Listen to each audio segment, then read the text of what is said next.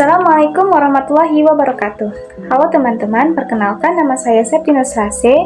Saya jurusan Teknik Informatika dengan NPM 2201214. Nah, pada video kali ini saya akan menjelaskan apa itu decision tree. Nah, decision tree itu adalah model dari machine learning berbasis aturan yang dimana digunakan untuk pengambilan keputusan dan klasifikasi data. Nah, keunggulan utama dari decision tree ini adalah decision tree ini mudah dipahami, hasilnya itu jelas dan dapat digunakan untuk klasifikasi dan regresi. Nah, konsep dasar dari decision tree itu bekerja dengan cara membagi data ke dalam kelompok berdasarkan fitur yang paling berpengaruh. Strukturnya itu berbentuk pohon dengan keputusan di setiap node-nya. Nah, ada 3 struktur decision tree, yaitu root node adalah titik awal dari keputusan, lalu internal node percabangan yang menunjukkan aturan keputusan, dan yang terakhir yaitu leaf node, hasil akhir dari proses klasifikasi atau prediksi. Nah, cara kerja dari decision tree ini yaitu pertama, model memilih fitur terbaik berdasarkan kriteria tertentu seperti information gain atau Gini index. Lalu yang kedua itu dapat dibagi secara berulang hingga mencapai hasil akhirnya. Algoritma pembentukan dari decision tree itu ada 3 macam, yaitu ID tree menggunakan information gain.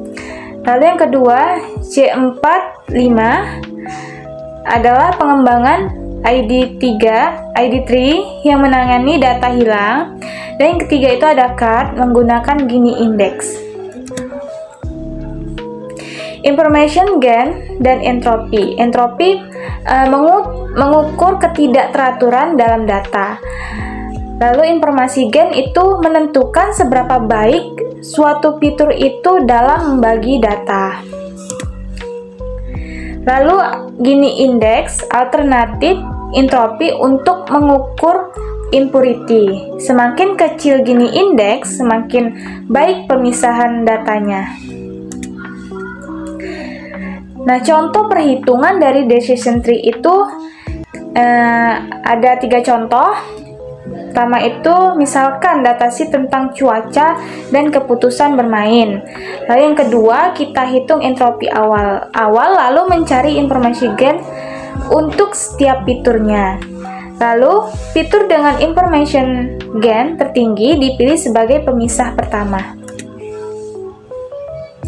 Nah, keunggulan decision tree itu ada 3. Yang pertama itu decision ini sangat mudah dipahami, dan decision tree ini tidak memerlukan normalisasi data dan bisa menangani data kategorikal dan numerik. Nah, kelemahan dari decision tree itu yaitu biasanya decision tree ini rentan terhadap overfitting, lalu sensitif terhadap perubahan kecil dalam data, dan bias terhadap fitur dengan banyak kategori. Nah, overfitting dan pruning ini terjadi ketika model terlalu kompleks dan tidak dapat digeneralisasi dengan baik. Pruning digunakan untuk mengurangi kompleksitas. Pre-pruning menghentikan pohon sebelum terlalu dalam. Post-pruning memangkas cabang yang tidak penting setelah pohon terbentuk. Visualisasi decision tree yang pertama menggunakan grafis atau matplotlib untuk menggambar pohon keputusannya. Nah, visualisasi ini membantu memahami bagaimana model membuat keputusan. Contoh datasheet yang digunakan dari decision tree itu seperti datasheet buah dalam kategori warnanya yaitu hijau atau merah, ukurannya itu kecil atau besar, bentuknya itu bulat atau panjang, dan lain sebagainya. Decision tree ini dapat mengklasifikasikan buah berdasarkan fitur-fitur ini. Perbandingan decision tree dengan model lain. Yang pertama itu decision tree dengan random forest. Biasanya random forest itu lebih akurat dikarenakan menggunakan banyak pohon. Lalu decision tree dengan neural network. Biasanya neural network itu lebih kompleks dan lebih cocok untuk data yang non-linear. Dan yang ketiga, decision tree dengan logistic regression. Biasanya logistic regression ini lebih sederhana tetapi kurang fleksibel. Nah, kesimpulannya, decision tree ini adalah metode machine learning yang mudah dipahami, namun masih perlu dioptimalkan agar tidak overfitting. Nah, sekian saja video dari saya. Jika ada yang kurang paham, bisa komen di kolom komentar. Terima kasih. Wassalamualaikum warahmatullahi wabarakatuh.